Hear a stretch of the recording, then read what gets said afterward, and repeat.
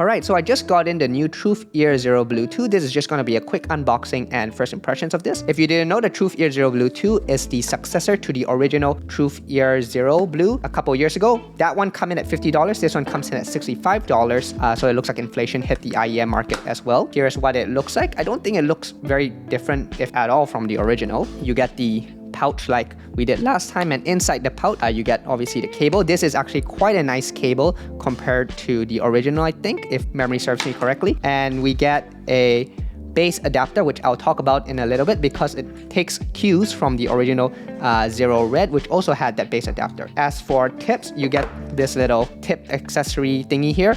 As you'll see, it's mostly silicone and foam. You don't get the two different sets of silicone like we did with the Zero Red. And then of course the IEM itself looks like this.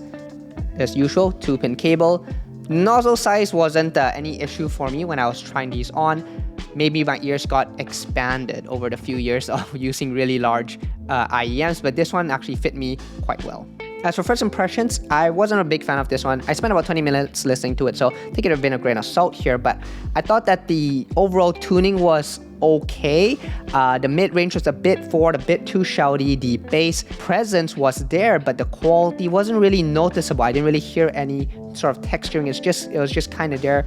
Not really good, not really bad, which is odd because the original TruthEar Zero Red, I really liked the bass quality on that one.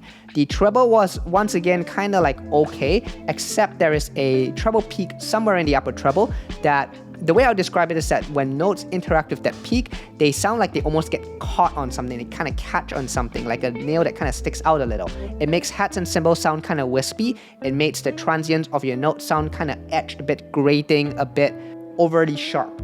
So not really a big fan of the stock tuning. Now with the bass adapter, I thought the bass adapter version was quite a bit better, and I think this IEM was probably made for that bass adapter in mind because yes, it's very bassy and you'll need a bit of brain burn in to get used to the sound, 3-5 minutes or so, but once you do, it really helps, it really brings the bass to life. I feel a lot more muscularity, a lot more physicality in the bass.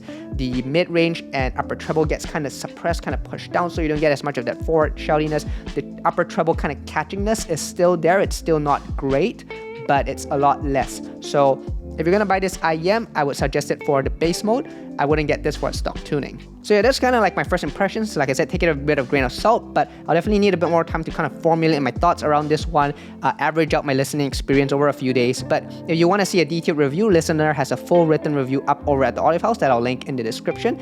And I'll probably do a review short of this comparing to the original Red and the original Blue.